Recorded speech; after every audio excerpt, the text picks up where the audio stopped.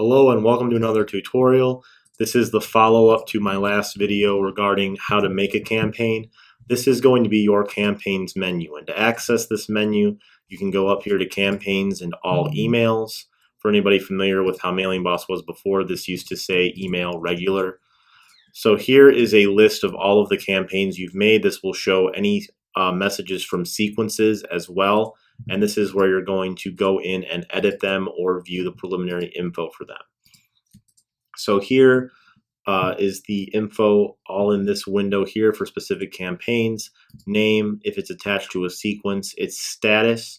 Note that if it has sent 100% like an email regular, it would say sent 100%.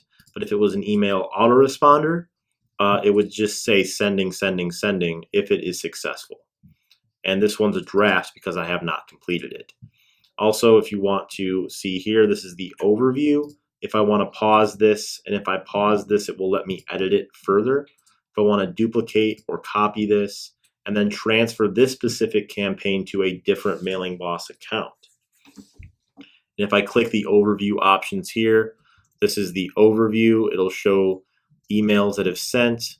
This is all, again, all of the info. You can see the web version right here by clicking this eye icon. And then also you can see the open rate, the click rate, the bounce rate, and the unsubscribe rate, meaning people who unsubscribed following this campaign. Okay, so that is basically everything you need to know about this area where you can check on the status of your campaigns and view this menu where you can list all of your campaigns.